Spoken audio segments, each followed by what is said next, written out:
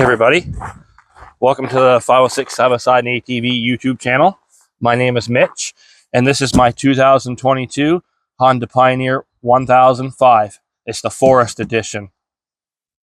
In today's video, I'm just going to give a little bit of a walk around of my machine, show some of the upgrades I've got, some of the accessories, and maybe just a general walk around so you can kind of see what I got going on. If you're interested in doing some of these mods yourself, or maybe you have a Honda Pioneer and you're just kind of looking for ideas on what to do. So come along and let's have a look at the bike. This is the Forest model Honda, so that means it has four-wheel drive, the intelligent four-wheel drive, and that means that it has different axles and sensors that can sense which wheel it needs to put the power to. And so far I've had good luck with that. It hasn't been an issue, although I think I would prefer just a normal diff lock, so I didn't have those queer axles, because the axles have an extra little gear in the diff on them. So you have to buy special axles, and they're harder to get. The Forest also comes in a nice Phantom camo. It's woodland camo. It looks really nice, and I never used to like camo, but it's grown on me because it hides the scratches. Instead of having the painted red fenders, the camouflage hides the scratches. You don't see them as bad. It also kind of hides the dirt a little bit as well.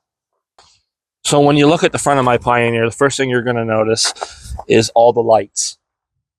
I've got a light bar. I've got light bar headlights, and I've got a light bar in the front bumper. So there's all kinds of light, and it looks really well. So let's start with the big light bar. It's a 50-inch straight light bar. It's from Princess Auto here in Canada. It's the brand is called Evergear, and it's super bright. It's like a spot flood combo. It just has a generic mounts like a light bar would. It's super bright. I've had this on my Pioneer 700, and I now have it on my Pioneer 1000. And when this is on, you don't need anything else. This is it. This is the light bar of light bars. Now moving down the front of this other side, you're going to come to the light bar headlights. These are from Vessel Power Sports, used to be known as Honda Boats, and these are their dual 7-inch LED lights. I believe they are on to a dual 8-inch now, but these look amazing. They match the dual row of lights on my main light bar, and also they match my dual light bars down here in the bumper. These are a great light. They're plug and play. You can get them for the factory halogen lights or the LED models, whatever you have for your Pioneer. The 22 comes with the halogen, so they make sure that you have the right plug on the end of the harness, so it's plug and play. Great light. I'd recommend getting those. You can get those at vesselpowersports.com, and we do have a discount code. It's 506 side by side. Now moving down into the bumper here, I've got the dual black series from Rough Country. These are a great light. They're not plug and play. They come with a switch. You have to wire them, which wasn't a big deal. They just have nice connectors and such. I used to have one from HondaSideBySide.com, which was plug and play. So when you turned your high beam on, this would come on. And there was nothing wrong with it. I just kind of went with Rough Country because I preferred the double look to match my headlights. Those are another great light I would recommend. You can get those at roughcountry.com. I don't believe we currently have a discount code for them. Coming around the side of the machine now, you'll notice I've got a little bit bigger tire than what comes stock. Stock comes with a 27-inch tire. I opted to go with a 28 by 10, 14 all the way around, so that I can rotate my tires to any corner, front, back, whatever I want. These are the System 3 XC450s, and they're on the traction rims. That this whole package came from revco.com or revco.ca, whatever it is. Also, you'll notice the shocks. The shocks are Rough Country Vertex. They're fully adjustable, and they make quite a difference in the ride from over stock. I had an issue with mine where I was a little too rough on the stock ones, and I was blowing the seals out of them. They weren't shocking anymore. So I decided to upgrade to the Vertex ones. They're They were a little costly, but they're cheaper than buying the Fox or the Elkas or whatever the other brands are, 814. These were more of the budget friendly.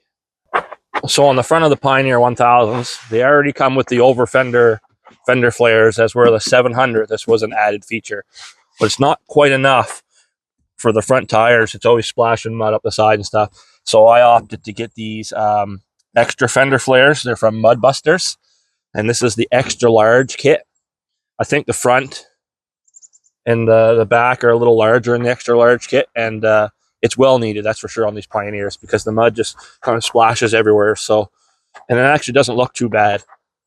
It doesn't look ungodly or anything. It kind of matches the bike, so I'm a fan of those. I would recommend those if you're getting a Pioneer. These mirrors are from Kemimoto. I had these on my last suicide, the 700, and now I have them on my 1000, and I've smashed them off many trees. They just fold in, you know. I haven't broke one yet. They're probably not the nicest mirror you can get, but they do the job. You can see them, and I haven't broke them, so that's the main thing. Because, like I said, I do smash them off a lot of trees all the time. So, and no complaints against those. And they have the nice thin mount to fit between my windshield and my roll cage. This windshield is a local product made by a fellow in Memmer-Cook named Ken LeBlanc, and he does a great job on these. It's an aluminum frame with a glass window, and he charges about half the price as what the factory OEM Honda window would cost. So you can't complain. And you're supporting local. He's a good guy, and I think he sells a lot of these. I see a lot of machines going, so I had one of these on my 700 as well from him, and so when I got my 1000, I got one from him as well. Here's my seatbelt speed limiter. So if I don't wear my seatbelt, it doesn't give me that stupid speed limiter that everybody hates. This is from PBR Products. They make great products for different machines. Check them out. We have a discount code for them. It's 506 side by side as well. I'm also using their light bar mounts from PBR Products. They go down here and connect to the two bolts that hold your roll cage on here. Nice product. I use it on my 700, and I use it on my 1000 here, as you can see. It's a little rusty now because I've had it for 4 or 5 years. Up here in Canada, during the winter months, it gets really cold. So in the wintertime, you really need to have an enclosure and some sort of heat source, just to keep the wind off you and such. So the Honda panels for these are very expensive, like $5,000 for like the Honda enclosure. It's nuts. So I opted to get these panels. These are just a fabric panel with a poly or whatever, a plastic window, and they're supposed to be attached with these ball bungees, is what the company sends you. It's Shy Bowl Fam in Florida, and I just use zip ties, and then I take some duct tape and I sort of seal my seams. It's not perfect, but I mean, for the price, it really keeps a lot of the wind off you, like 90% of the wind off you, as long as you can seal all these seals up nicely with some tape or whatever. I only run these in the wintertime. Sometimes in the summer, if it's raining real bad and I'm going into an event or something, I'll put them on, but mainly in the wintertime for me. One thing you'll notice right away when you start adding enclosures, whatever brand it may be, is your windshield's going to fog up. If you don't have heat, you're not going to be able to see, and you're going to be complaining about it. So for heat, I opted to get a Vivor diesel heater from Amazon. Total, I think I have $200 or $300 into it. That includes extra exhaust piping, the ductwork into the cab, just various little things. They're actually a pretty affordable rig, and they will run all day, say 12 hours, on like 3 liters of diesel fuel. So they're pretty cheap, and they throw good heat. You just have to be careful because it is a heater. It burns diesel fuel. It is hot. There is an exhaust. You got to be careful you don't melt stuff. So you need to figure out what you're going to do there. I mount mine in the bed, but one thing I've noticed, if you're driving in the fluffy snow, the snow will come up and get in the fan. So you have to be careful about that. A lot of people will buy the kit where it doesn't come with this red box, and they'll install it inside the cab. But I've had good luck with this, and I'll continue to use it until I can come up with something better. As you can see, it's pretty simple to set up. You just get some dryer vent tube, run it into your cab, and split it off however you'd like. And then you just run the exhaust out the back. You want to make sure you run the exhaust far away from the intakes of the heater so you don't get exhausted inside the cab. Here's just another view of the diesel heater in the box, how I've got it powered to the 12-volt accessory port in the box, how the ventilation is run, and how the exhaust is run. Pretty crude, but does the job.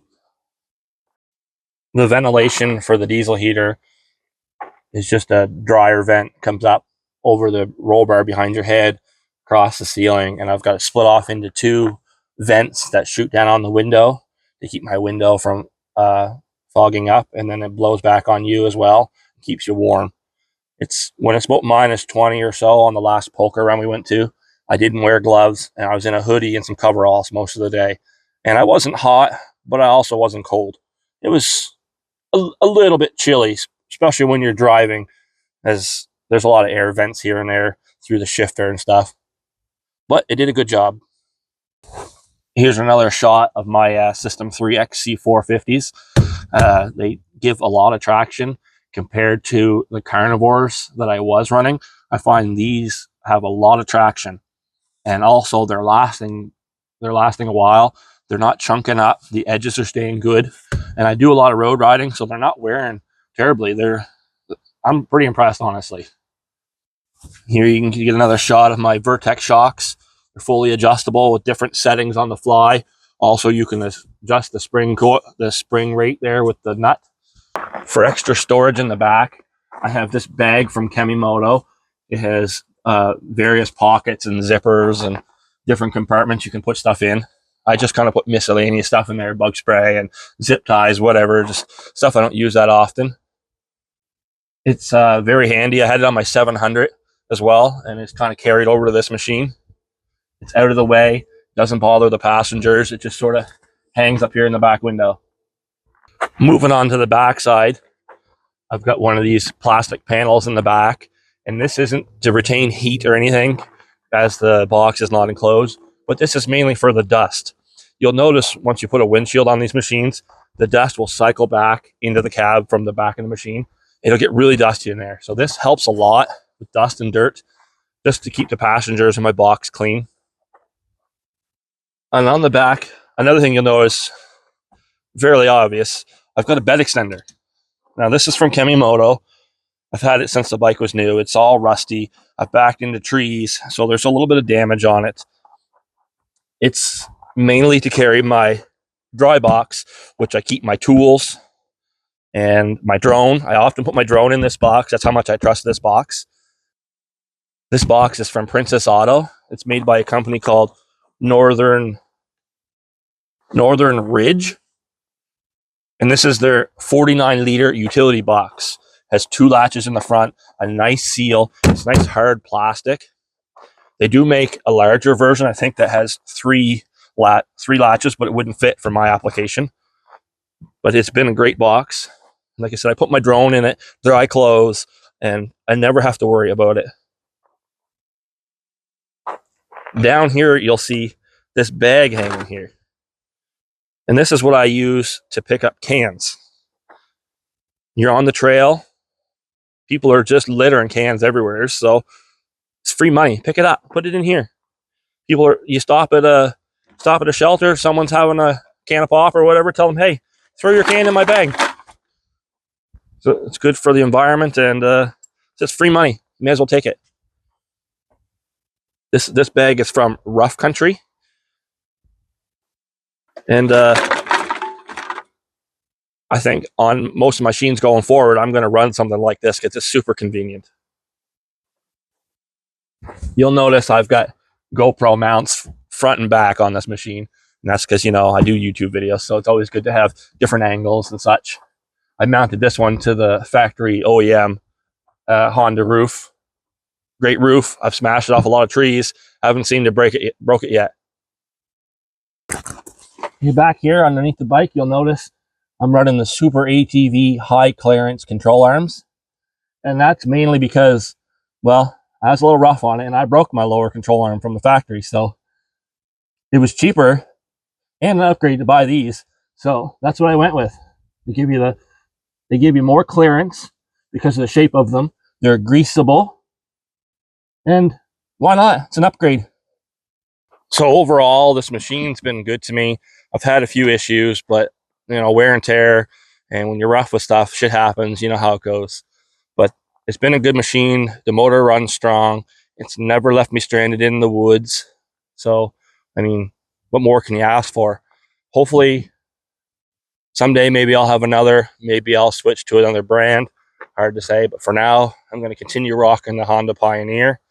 And if you saw something in this video that maybe you have a question about, or maybe you want to know more information about, you can drop a comment in the video below. Make sure you like, comment, subscribe on the video. Really helps it with the channel. I hope you enjoyed today's video. Thanks for watching.